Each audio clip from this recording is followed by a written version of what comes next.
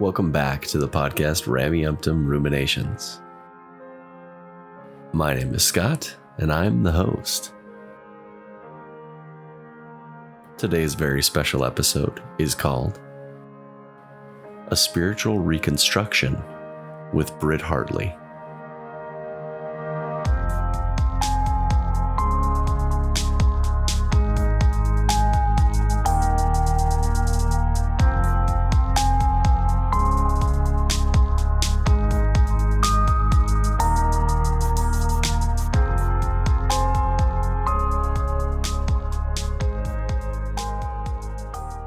Thanks for coming back to another episode of the podcast, Rameumptom Ruminations. Today, I have a very special guest. I'm excited to bring her on. If you listen to some of the other podcasts within the umbrella of Mormon discussions, you will recognize Britt's voice from the Almost Awakened podcast. She co-hosts that with Bill Reel. Welcome to Rameumptom Ruminations, Britt. Thank you so much for coming on. Such a pleasure. I'm looking forward to it. Yeah, this will be a fun chat. So before we get into the discussion that we're going to have, which I'm excited about, I always offer my guests the opportunity to share as much or as little of their background as they'd like. Where do you find yourself in this Mormon podcasting scene? What brought you to where we are today? You can say as much or as little about that as you'd like. Yeah, that's such a long story. I'll keep that as short as possible here because I do want to get to some of the things that you had planned for today. So I was raised LDS. I was raised just kind of in a strict TBM kind of Mormon household. I kind of had 3 major faith transitions in my life that kind of got me to where I am today. So when I was about 15, the Strength of Youth pamphlet had come out and, it was pretty prescriptive. And I was always kind of a thinker and wanted to know why. This pamphlet just gave me a lot of angst and rebellion. This was like God being presented to me. And if I asked questions, it was just kind of like, well, God says and be obedient. And I didn't have good words for it yet because I'm just an angsty teenager. But it just came out in rebellion. And eventually that rebellion led to me being kicked out of my home when I was 16. And so that was kind of step 1 of faith crisis of I have lost everything. And it was at that time I was living at an aunt and uncle's, and I found kind of nuanced Christianity and what we would call now is nuanced Mormonism. And as I'm studying and I'm reading, because I'm trying to figure out what do I do with my life? I have nothing. I've lost everything. What do I believe? What do I do? And I find, just kind of by luck, instead of for Strength of Youth Christianity, Mormonism, I find kind of the deeper stuff, right? I find some of the better theology. And for me at the time, it was like a life raft because I had lost my family. I had lost everything. It was like, if Mormonism can be this thing, like this really beautiful theology over here underneath it, then maybe I can engage with it again. And so I re-entered Mormonism, went to BYU, Idaho. And so by the time I was about 17 on, I was already like a nuanced Mormon. Now, before we get too far, what was this material or what were these books that you found and were they given to you by somebody? Were you guided in this path? Yeah, my uncle that I was staying with was a bishop, and so he had some things in his church library, but it was really what I would call now is just really light apologetics. So it was like Robert Millett, BYU professor, and C.S. Lewis, and then some of the old Mormon intellectuals, Hugh B. Brown, that kind of Mormonism. And so it wasn't... it wasn't really strong apologetic work yet, but it was at least enough hey, there's more to this than the For Strength of Youth pamphlet of God says, don't get a tattoo or whatever the thing was, right? There was at least more meat to it than what I had experienced. So it was enough for me to get back on board. So I go to BYU, Idaho. I'm a nuanced Mormon. I'm studying history and philosophy there. And I kind of carve out a little life for myself as a nuanced Mormon, separating practice from doctrine, and kind of enjoyed just being that member that could take something and try to bring out the most beautiful kind of soul work theology you could do with that. And that worked for me for a while. And then in 2011, about 2010, I had my first child. And this was, after some time of teaching history, and it was about 8 years that I was married before I had my first child. And so for the first time, I had the time. I was home by myself, and I had the time to take things off my shelf. And I took polygamy off my shelf, and it was like, kaboom, and experienced a pretty good faith transition. And at that time, was no longer a believer, but appreciated the good things that Mormonism has for developing spirituality, and kind of eschewed the things that were not healthy for spirituality. And I continued to attend from time to time. I taught seminary even after that. I used it as an opportunity to like, hey, I'm just going to use whatever the text is and do the best spiritual message that I can put together for these teens. So even as a non-believing kind of post member, I still really loved teaching and learning about and reading good spirituality and separating it from bad spirituality. And I did that for a semester. I was called to the principal's office many times. It could never have been a long-term career for me, but I really enjoyed it. I really enjoy working with youth. And then kind of a few years ago, that deconstruction ball just kept going. And so not only am I deconstructing, Mormonism or Christianity or religion, I start deconstructing, like, is there a self and free will and God? And, that deconstruction ball just kept going for me until it was like, nothing, nihilism, whatever. And then gathered new tools in that journey to reorder my spiritual home. And so now I work as a spiritual director, and I help people with any part of that process. So deconstruction, reconstruction, nihilism, existential crisis. I've kind of done the gamut, and I've developed, a lot of tools along the way. And so I get a lot of meaning and purpose now in my life by being a spiritual director and helping people with that. I podcast with Bill Reel, as you said, and have a lot of projects I'm excited about just to try to help people do spirituality better wherever they are. Nihilism is typically seen in this negative connotation as a bad thing. But honestly, for me, when I hit that point in my spiritual deconstruction, it was liberating. And it was a point where I could start from nothing and build from there in a healthy way. And I think for me, nihilism was my favorite point of my spiritual deconstruction. Looking back, I think it was the hardest for me. I coach a lot on the 4 existential human fears. So fear of isolation, fear of death, fear of meaninglessness, fear of freedom. And usually there's one that will really like kick your butt, like but just like any kind of story in the hero's journey, the place that you're most afraid to go is the place that you grow from the most, is the place that, like, once you conquer that door, you don't live in fear anymore. You're creating something on a really sturdy foundation because you've already kind of faced your fear, head on. And so, nihilism is hard. It can be really debilitating. But if you kind of grow to meet that challenge, it can be a really beautiful way to begin a really thriving, flourishing spiritual life. I love that you mentioned the hero's journey. Joseph Campbell, one of my favorite thinkers in this realm. I read the book, The Hero of the Thousand Faces, at the beginning of my spiritual deconstruction, if you will. And then again at the end, when I was trying to pick up the pieces and trying to stay Mormon, if you will. It's interesting because my perspective on the book was so different as a TBM than to someone who had already deconstructed everything. At the end, I was desperately trying to make it work, but it didn't go that way at all for me. But it was a really beautiful experience because where I saw the first reading, everything as these connections between all religions and all faiths as pointing to Mormonism and to, the light of Christ, if you will.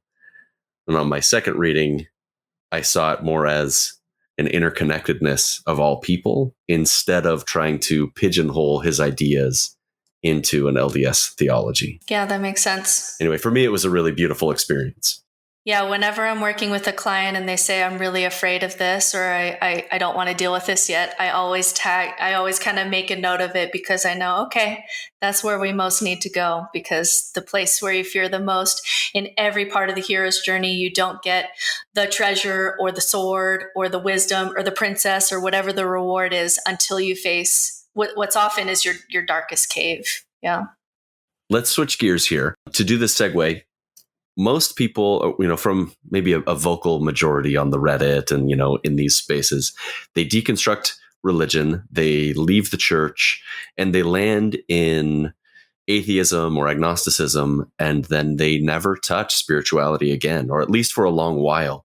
They don't incorporate some of the spiritual aspects of the religion they left in their lives anymore. So why is spirituality important? Why should someone who is, let's say the target audience is that atheist who doesn't want anything to do with religion anymore? Why is spirituality important for that person? Yeah, that's such a good question. And I work with that kind of triggered group quite a bit. So I feel like I know them really well. And it's a real problem that what happens with, I work a lot with the analogy of a spiritual home, because I think everyone has one. Whether you've thought about it or not, you kind of have rituals, you kind of already have beliefs, you already have core values, you already have, things that really dictate how you make choices in the world, right? And so what happens when you're deconstructing is, if you've built all these things like morality and meaning and purpose and community and ritual, and you've built all of those walls on this foundation of Mormonism being capital T true, and then you find out some things that shake that foundation, the whole house can come tumbling down. And that can feel like freedom for a while. That can feel like, I don't need someone telling me what to do and all of that. But eventually, when you're talking about a flourishing human life, you're going to need to have meaning and purpose. We know that just from what we know about human happiness and studies in the human brain, that when you're talking about facing death of yourself or your loved ones and suffering and big questions, you're going to need community. You're going to need rituals for your family. You're going to need a story that can contain that level of suffering. You're going to need meaning and purpose. You're going to need a place to do shadow work so that you're not just driven by, your unconscious fears. You're eventually going to come up against life and going to need those tools. And the issue with the deconstructed people is that it's as if the house has fallen, but the scaffolding is still there. Like the Mormon scaffolding, the Mormon brain is still there. And the Mormon tools are still there too, but they feel poisoned because there's all this religious trauma. And so what I sense with these deconstructed people is, not only has their house fallen down, which can feel like a lot of things. It can feel freeing. It can feel paralyzing. But then you also have some old scaffolding, just kind of the old way of thinking that you haven't kind of dealt with yet. And then when you try to develop those tools again, there's like an allergy to it because it's mixed in with all this religious trauma. And so I meet people in this space who get stuck. They want to rebuild their spiritual home. But how do I do it? How do I even know up from down anymore? How do I know right from wrong? How do, all of these questions. And so what I do now as a spiritual director is, how can I get you new tools and new scaffolding to rebuild in a way that feels super, super safe? A lot of times that means not using the supernatural at all, right? Developing spirituality where we don't use supernatural words, because you're just too allergic to that, right? So you can do that with or without the supernatural. I often work with clients who choose to not, but don't feel a lot of support in that space, right? Because atheists, as a group, we can tend to be really snotty and look down on everyone else for their silly ways. But I also meet a lot of atheists who are that publicly, but then privately, they're really struggling with some kind of existential angst or question, but they don't want their believing friends and believing family to know, because they want to show that everything's bright and gloomy. And so it's so frustrating that like people in the church will pretend to be happy, but people outside the church want to pretend to be happy too. And it's like, guys, we're all in this together. We all need tools. We all need to do spirituality. Let's just try to find the best, the healthiest ways to do that and stop pretending. And so, so I'm all about getting the best tools, especially to that group, because they have a lot of religious trauma, so that they can rebuild a spiritual home. Because I do think it's essential for human flourishing in light of suffering and death. That is a reality. How would you define the word spirituality then? Because we're using this apart from religion is what I get from how you're describing this. Yeah, I just use that as connection. So it's a deep connection to self, and then a deep connection to outside of self, something bigger than you. For some people, that includes the supernatural. For some people, it's just, the collective consciousness of we're so interconnected that it's a kind of God where it's just all of us without having that have to be supernatural. But you do kind of need something bigger than yourself when you're dealing with morality or meaning or purpose or story. You're part of something that's a lot bigger than you, and it's healthier mentally to be a part of something that's bigger than you. And so finding ways to connect deeper and deeper inside yourself, so you understand yourself more, and then more and more intimate with the outside world. We call that, I would call that spirituality. So a lack of spirituality would just be disconnection. And that can happen inside and outside of religion. I meet people who are really active in religion, really disconnected from their self and others. It can happen in or out. So disconnected from the self, disconnected from the community or the collective unconscious, if you will. You mentioned a term, and this is going to be, I think, from the previous question. You said that there's a hesitation to do the shadow work. What do you mean by shadow work in this space of reconstructing spirituality? Yeah, this is an issue that comes up a lot with the younger generation, especially. Religion will always have at least opportunities for you to do shadow work. And what that means is seeing the part of yourself that you don't want to see, and you also really don't want others to see, right? And so religion, it's not really known for that work, but there's at least opportunities to really dig into a story. I often use Jonah and the whale for shadow work. I'll also use the prodigal son is a really good story for shadow work. How a mystic is just someone who really just sees things from the perspective of the soul. How a mystic looks at a story like the Good Samaritan is that there's a part of you who works really hard and makes your name really mean something, and that's your ego, and it's part of you. And there's also a part of you that wants to push boundaries and wants to squander and wants to, hang out wherever. And the point of that story from a mystic point of view is to be the father. And can you embrace both? Can you hold space for both those things? So what happens, especially with the younger generation, Gen Z especially, is that if they leave religion, and often that will turn into politics kind of will fill that space that religion used to be. We know that political activity with Gen Z is part of their spiritual life as a generation. But the problem with politics is that it never introduces you to your shadow self. You never have to do shadow work because the other side is always the enemy and not you. And so it's something that really the younger generation is struggling with how do I make sense of this kind of the parts of me that I don't want anyone to know. And religion has some tools for that. Politics really has none. And so that's why I've always said, if I had to raise my children in an organized religion or in a political party, I would raise them in an organized religion, because at least you can get someone teaching them some kind of soul lesson at some point in that religion, right?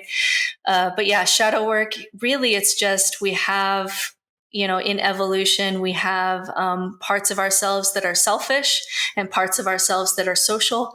What religion does is it tells us, that the social part of you is the good self or the angel or your spirit, and the bad part of you is the demon or the devil or the natural man or the, however they term that.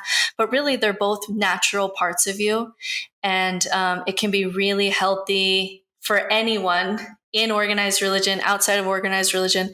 Everyone needs to find ways. Can I make space for my own humanity? Can I find wholeness within myself?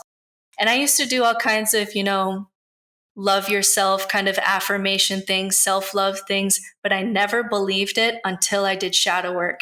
Because until I could look my devil in the eye, myself, and make space for it and allow it to be because I'm human, I couldn't really believe that I loved myself. So shadow work is just really, really, it really helps you become whole, which is really important for people coming out of religion, because often religion has messed up with that idea of wholeness by purity culture and all the other things.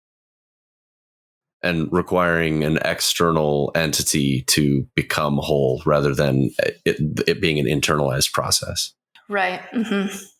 So you do this life coaching and you've got a number of courses. What brought my attention and the impetus maybe for me reaching out to you was the spiritual reconstruction course that you just reintroduced, or was this something that you had done previous to this?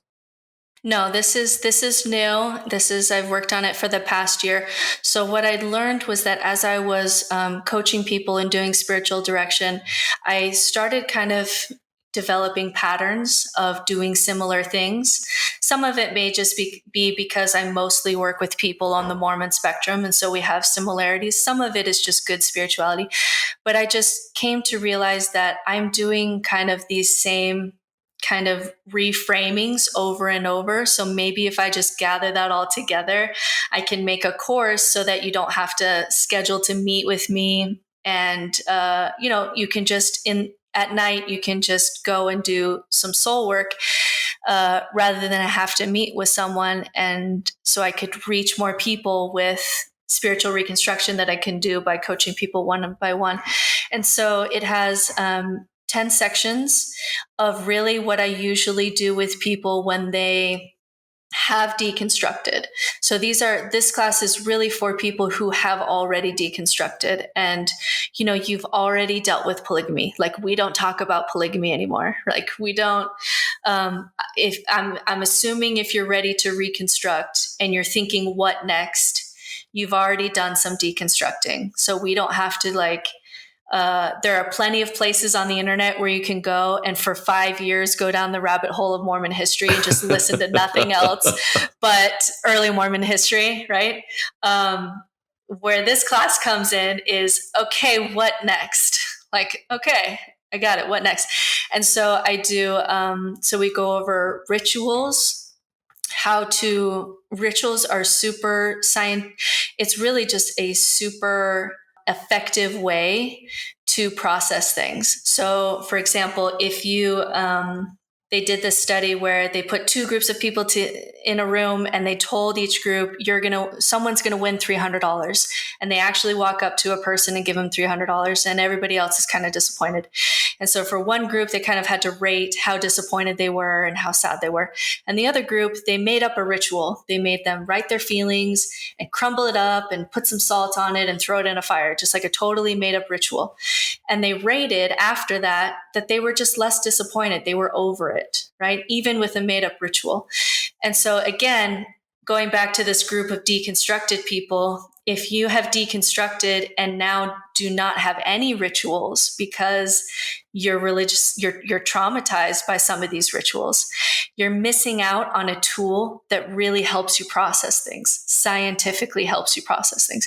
So we go into your spiritual home and you have all these boxes of rituals that you've inherited from your past: Christmas, expectations, blessings, traditions, rites of passage. And we go through it and say, okay, what can you keep? What do you want to repurpose? And what do you need to let go of? And you kind of actually go through that process of what are my rituals with myself and my family and whatever. Because it's a good tool. It's a good tool. So there's like 10 of these things that I go through in the course where we really break down some kind of spiritual tool. And then how can we rebuild this authentically for you? When I deconstructed, my wife is still an active member of the church. She's very nuanced, but she's an active member. it took her a long time to understand why I still wanted to participate after having deconstructed, specifically in the blessing of our daughter that was a couple years ago, or the baptism of our son that was again a couple years ago. She didn't understand why the rituals were still important to me, even if I didn't believe in them. And it was kind of what you're talking about. I wanted to participate in the blessing because it's like an introduction of our new child to our community, to our family. And it was like a welcoming of her into our lives, ritually, if you will, even though I didn't look at it in the traditional sense. Yeah, I totally resonate with that story. I remember I have adopted children. And at the time, even as a non-believer, with my oldest adopted child, I wanted to do a sealing because really I had nothing else in a very, very Mormon family to bring my family together and take this adopted child and do a ritual that says you are part of our tribe now. Right. So I went to it the same way that you did, which is I don't know if anything priesthood or metaphysical is going on here, but just the ritual itself of everyone taking time out of their day to welcome this child into this family, especially this adopted child, that you're part of our tribe now. It was beautiful. It was sacred. It was meaningful. My later two children, I had my temple recommend removed by then, and so I couldn't. But I went with the same thing, that I don't have a secular, ritual that can replace this for this family. And so I went and did that, and I have no shame in doing that because rituals are very, very powerful. You said you had it removed? I didn't walk into the bishop's office and say, here's my temple recommend. At the time, I said, when they asked, do you support anything against the teachings of the church? I said, yes, I really stand with my LGBTQ brothers and sisters, and I think this is wrong, and I give money and voice to saying that this is wrong. And because of that, it was taken. And so I wasn't able to do that ritual with my youngest too. Your word choice stood out to me, so I wanted it clear. It was taken from me. Because I probably would have still done both. I probably still would have done a sealing with my younger two, just because that ritual is so beautiful.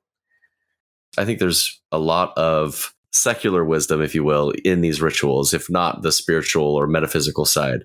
And so I appreciated them as well. So when you were talking about that, it really resonated with some of the ideas I had when I was trying to be a secular Mormon, if you will. We talked about ritual. What are the other sections of your spiritual reconstruction course?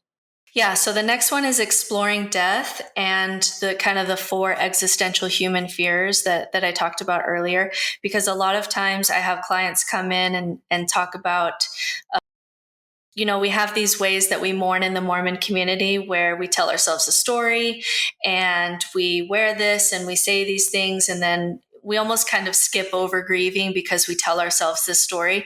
And if that story has changed for you, then all of a sudden, I'm having to re-grieve all the people that I've lost, or I'm now really not sure how I feel about death. That can be really debilitating. So we talk about death, we talk about morality and ethics, rewriting your sacred story, a lot of time on meaning and purpose. Shadow and inner child work is something that I do with most clients, because at some point in there, you may have lost your inner voice, because this is a religious community that puts a lot of emphasis on external hierarchy kind of revelation, right? And conformity, especially for women. You'd be shocked at how early women kind of lose their voice, because as even as a child, your father makes the decisions, and then you go see your bishop and there's men on the walls, and you've just kind of internally accept that men have an access to God that you don't. That happens really early with women. And so we have to redevelop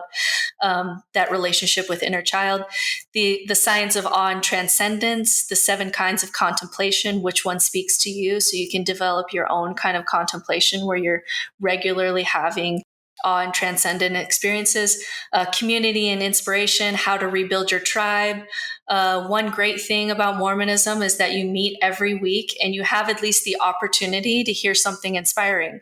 That's great. It may not always be inspiring, but at least you have the opportunity, right? So rebuilding a tribe, rebuilding who are your inspirational prophets, and then putting it all together we talk about the top of Maslow's hierarchy of needs. So in most textbooks, that is self-actualization. But before he died, there was one more category that he was working on that he believed was there. And it wasn't published until after he died. And so it didn't make it into all the textbooks.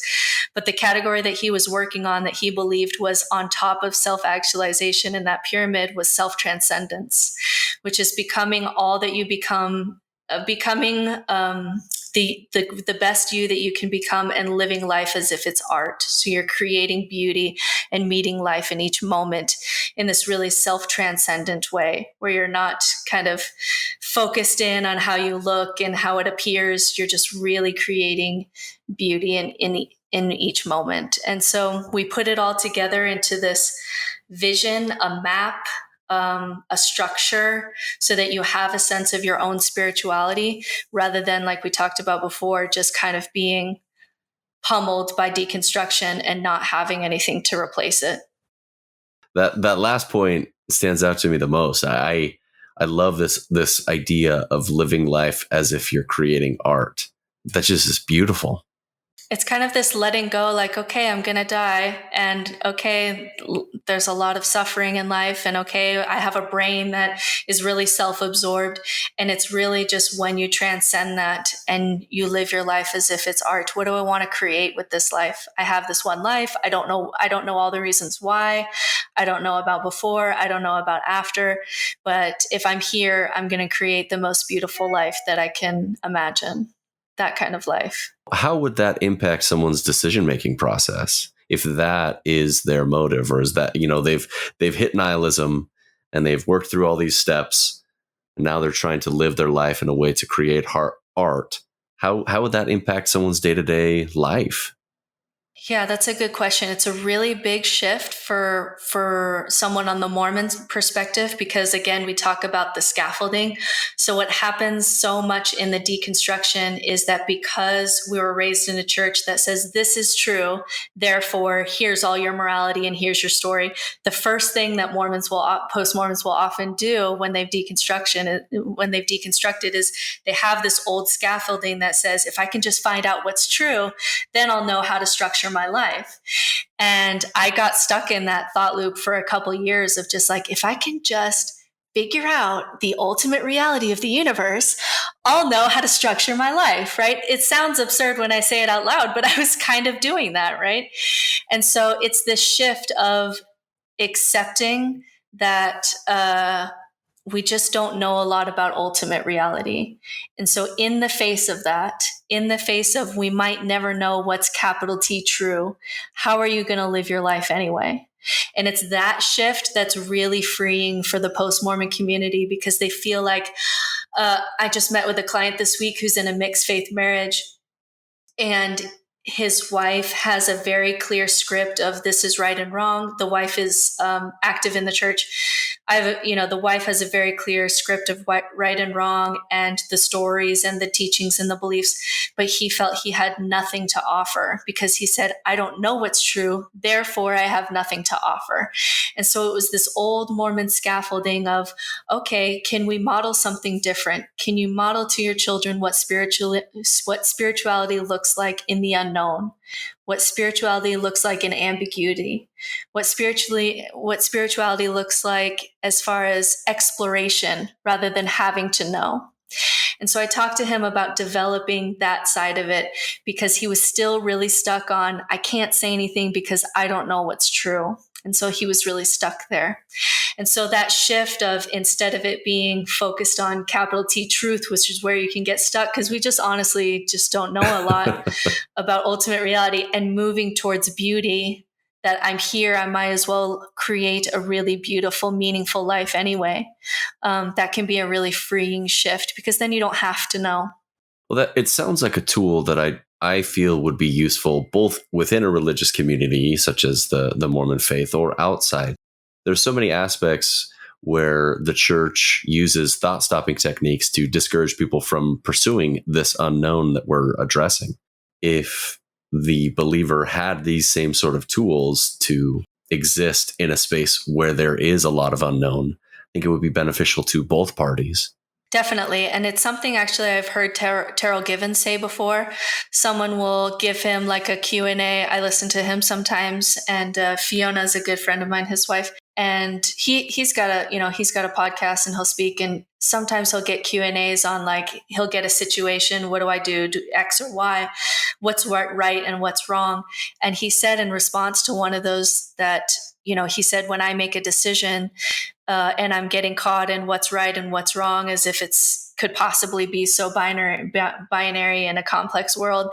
And he'll ask himself, what decision is more beautiful? What decision makes more beauty in the world? And that can kind of get him out of that kind of thought loop where you get really stuck, because most of our decisions have pros and cons on both sides and have moral values on both sides too.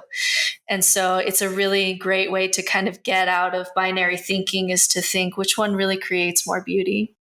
That's fascinating. I love that. You talk about reframing ethics, and you talk about within the religious community, you come from a space of story to rules. And then from these stories that create these rules, you have this form of being, or this way of living your life. How do you reframe that within a post-believing or even nuanced believing perspective? Yeah, so there's a couple things that I do with morality and ethics. So I'll come at this from a couple angles, but the quote that you're talking about is something that I learned really from mystics. Mystics will always do this. So organized religion will always say, this is the story, Adam and Eve, Muhammad, whatever the story is, this is the story. That's the first thing that you learn. And then after that, because this is the story, here is the list of commandments. Here is the list of do's and don'ts of this religion. You will learn that next. And then kind of as you get more advanced, you learn to kind of let go of some of those do's and don'ts and live kind of from a place of being. So this would be Jesus saying something like, of course, I'm going to help someone on Sunday, even though the law says I'm not supposed to. Like, of course I am, right? And so that's the progression that most organized religions take. And so what mysticism of any religion, any kind of mystic or wisdom tradition will do is flip it upside down. And so instead of getting the story right first, we're just going to start with being. And that is morality from my being, that when I'm connected to my deep humanity, when I'm deeply connected to myself, I don't need a rule that says not to steal from you, because I know in my being that I am you and you are me. And I know what that feels like to have something taken from you, and I wouldn't wish that on you, right? So you start there. And then the commandments just become really flexible, right? Because you just don't need them as much. They're just not really prescriptive. And then you can go back to story, and that's a place to play, right? Our stories, there's a reason that millions of people are listening to Jordan Peterson give biblical lectures on YouTube that are all over the religious map, many non-religious, specifically because he's telling these biblical stories in a way that makes you understand your own psychology better by the time he's done, right? And so this is what mystics do. Let's just start with being. Then the commandments become a little bit more flexible and not so like thou shalt not, right? Because the world is just too complex for that. And then we go into story to play, to understand, to connect, to deepen.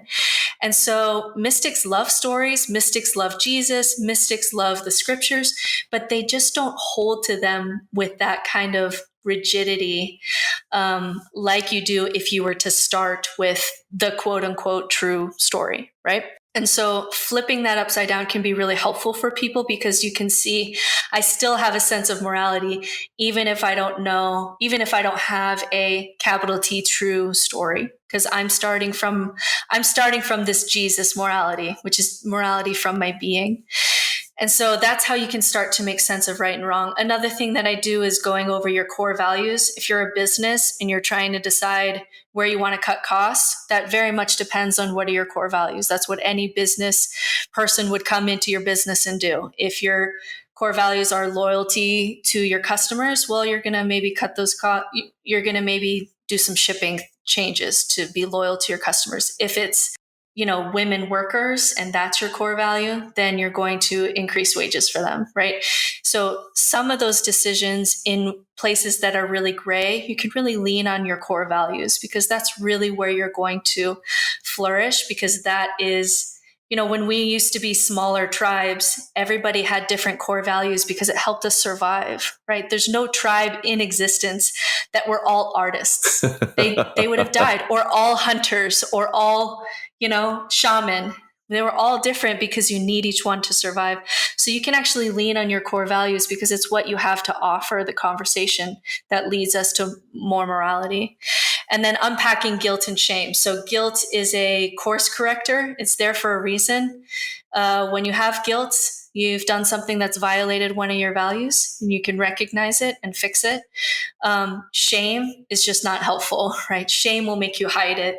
It will push things into your subconscious and into your shadow, and it's all messy. So unpacking that can be really helpful. And then just focusing, on your inner compass and your inner voice again. So that's kind of some of the work that I do around morality and ethics, so that you still feel like you have a way to make decisions, even when you don't have a list of commandments anymore. As you describe this trajectory from story to rules to being, it gives me the impression, and correct me if I'm wrong, but within more fundamentalist belief systems, they get stuck in this transition from rules to being.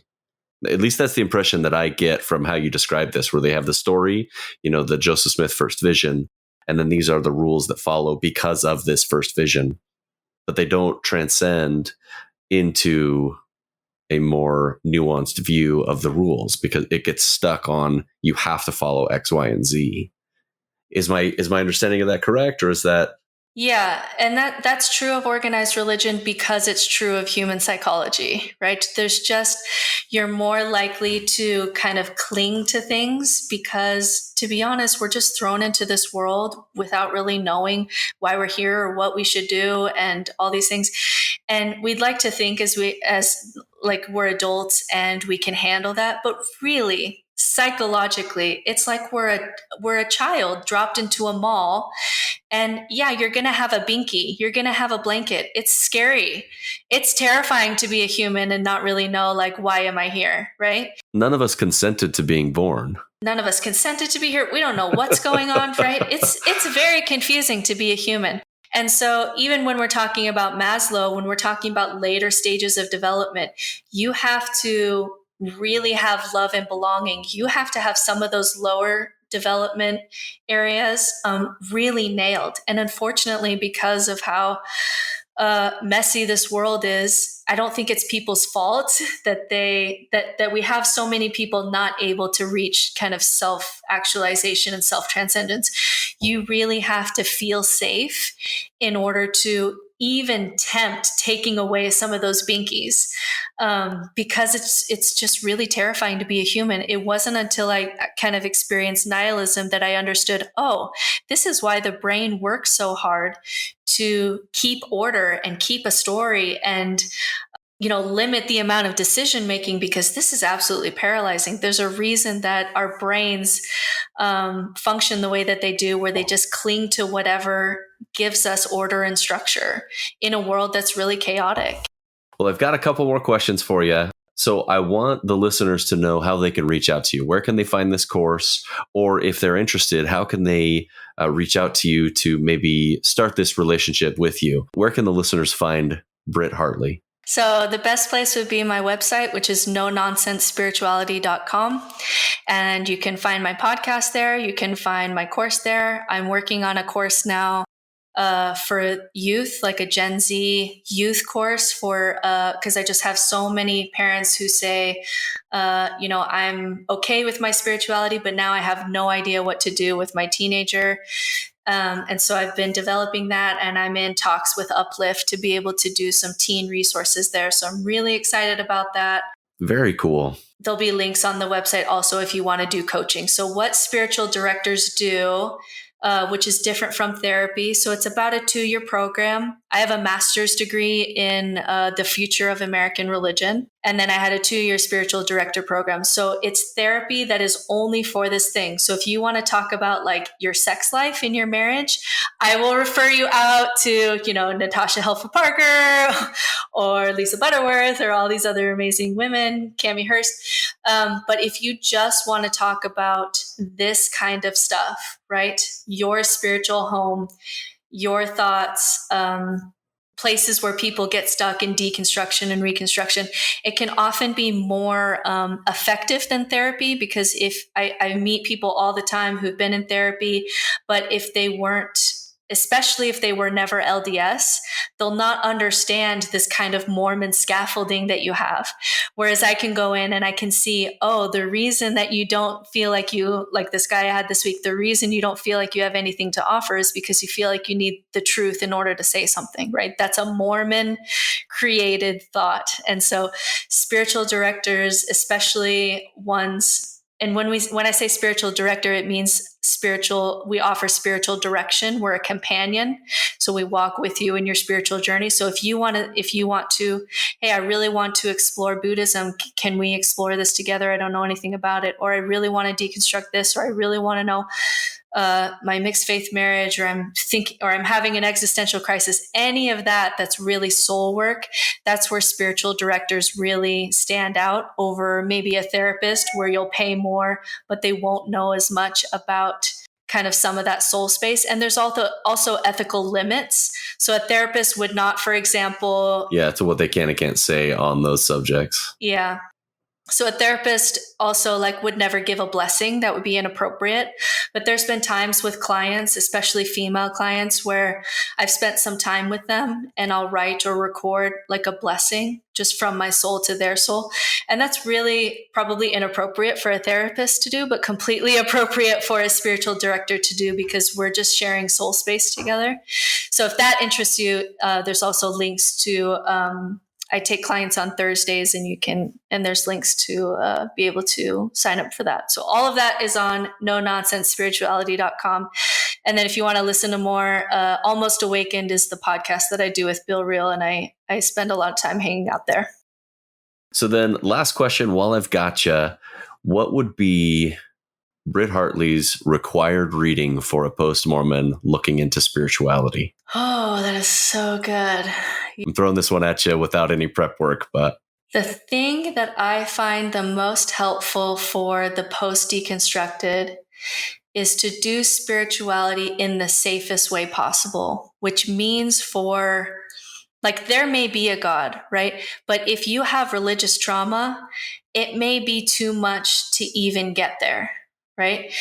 Because a lot of that is going to be really triggering for a long time, maybe for the rest of your life, because someone stood in between you and God for so long that may feel just too triggering. And so the books that I find the most helpful for spirituality post-deconstruction are ones where you don't require any beliefs about the supernatural or any beliefs about what the ultimate reality story is. Because then you can just look at the science and say, oh, it's really good science to have a ritual. What's a ritual that I do in my life that can remind me of my highest self? That's a very safe entry point that will have the fewest triggers possible. So 2 of my favorite would be Spiritual Atheist by Nick Jankel. We're going to have him on our podcast soon. Very cool. And then Rational Mysticism is another one. Anything where they're trying to do the science of spirituality, even if that's not where you stay, or even if there really is a God, to me, that's the safest way to step back into the pool of spirituality, because there'll be no truth claims required of you. And that can be often the healthiest place to take the first step, is just to lean on the science and build from there. Well, thank you so much for coming on to the show. This has been a pleasure to chat. I know the listeners are going to love this sort of an idea.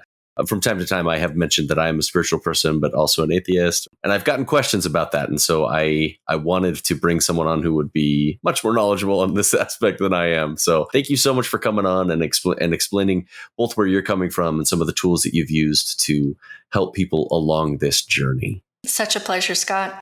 That concluded my chat with Britt Hartley about spiritual reconstruction. It was a pleasure to have her on the podcast. I enjoy her presentation of spirituality. As she said, if you're interested in finding more about this course that she puts on for those looking for more spiritual direction in their life after having deconstructed formalized religion, go to her website, No Nonsense Spirituality, where you can find information about this course. She's actually, and this is as of October of 2022, she's running a discount on it right now. So if you hurry, you might be able to get it for a cheaper price than normal. My wife and I are interested in this course, and so we'll probably end up picking it up during this sale. So wherever you find yourself out there today, running late to an appointment, don't stress too much. You'll get there. I hope that you have an excellent day.